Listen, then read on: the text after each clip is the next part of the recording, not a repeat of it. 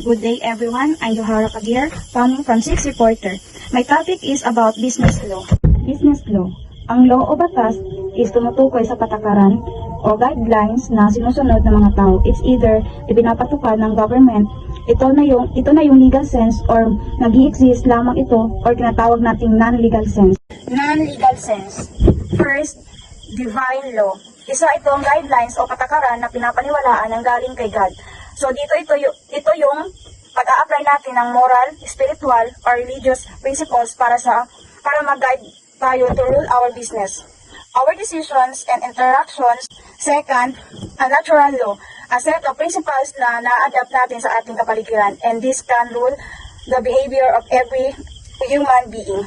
Moral law, tumutukoy siya sa isang set of principles and values that guide our business practices, decisions, and interactions regardless of what is right or wrong. And fourth, physical law, ito na yung mga natural scientific law na nagurul ng ating pamumuhay. Itong law na ito ay pangkalahatan. Legal law has the following characteristics. 1. It is a rule of conduct. Nagsiserve siya as an interaction for an appropriate behavior in a society. Number 2, obligatory. Legal laws are binding. Ibig sabihin, kailangang sundin ng mga tao ang pinapatupad na law. Ang hindi sumunod ay may karapatang parusa such as fines, imprisonment, or other penalties. 3. Proclaimed by legitimate authority. Ang legal laws ay binuo at pinapatupad ng mga kilalang institutions such as governments, parliaments, or courts. And number 4, common observance and enforcement. Legal laws are meant to be followed by everyone within the territory of the governing authority. Source of legal law. First, Constitution is the basic foundation of legal document that outlines the structures, powers, and functions of a government. 2, legislation. Tumutukoy siya sa mga batas na ginagawa ng legislative bodies like Parliament and Congress. And number 3, administrative or executive orders, regulation and rulings.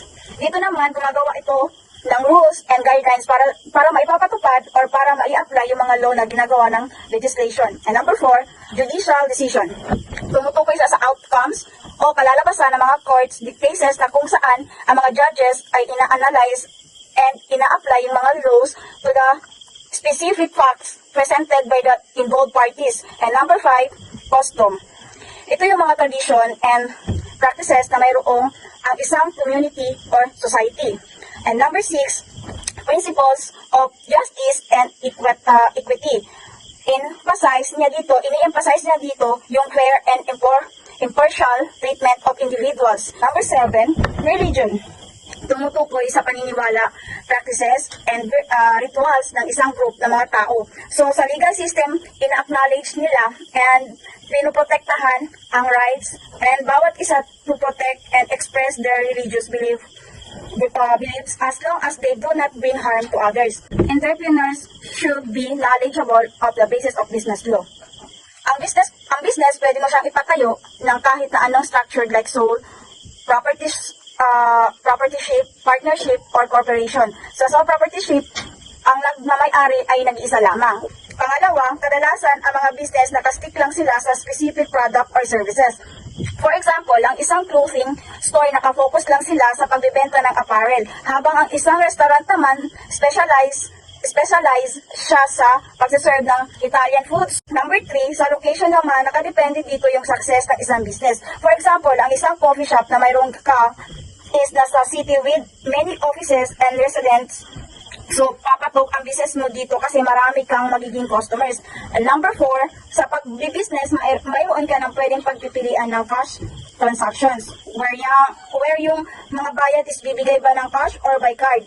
Or through check accounts na kung saan ang bayad is made by electronic transfer. And number 5, to finance the operation of business. Minsan kailangan nilang humiram ng money or mag-loan, which can be drawn from banks, investors, or other financial institutions. And number 6, so sa character loans ay nakabase ang reliability, reputation, and ability to repay ng isang borrower.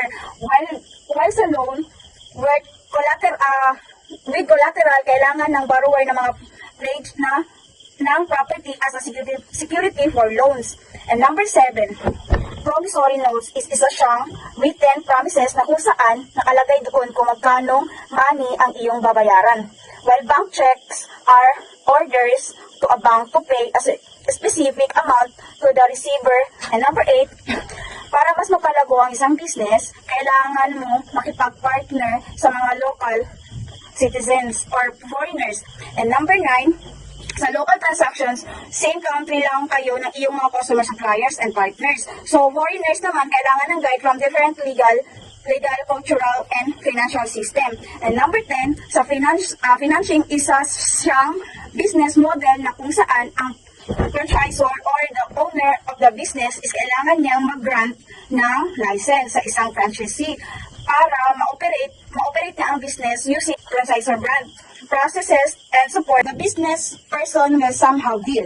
Number 1, alam naman natin na ang partnership ay isang agreement ng 2 or more people para magkaroon ng business together, sharing profit and responsibilities. And number 2, tumutukoy siya sa mga legal duties and responsibilities ng isang contract and agreements between parties. Number 3, isa siyang financial documents that represent and can be transferred between parties. And number 4, sales involve the exchange of good for money or other valuable consideration agencies refer to the person granting authority. And number 5, taxation system by which government collect revenue from individual and businesses. And number 6, labor.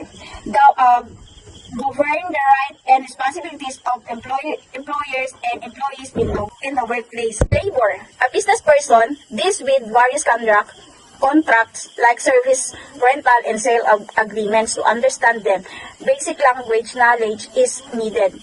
The main job of the Department of Labor and Employment, DOLE, is to focus on 3 main areas. The labor code in the Philippines has many rules about work, such as how many hours people should work, vacation, ending job, safety, and work, minimum pay, benefits, workers' rights, intellectual property rights, or IPR. And number 1, copyrights. Copyrights, this is a set of laws that protects creative works like literature, music, arts, maps, drawings, photos, movies, computers, programs, and multimedia products. Patent. A patent is a legal document given by the government to inventors. And number 3, trademark. A trademark is a symbol, name, or sign that helps people recognize and differentiate a product from others.